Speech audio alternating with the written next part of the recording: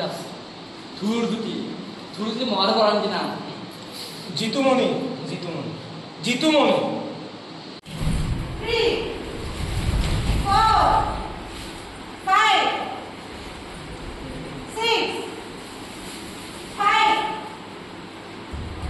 4 1 3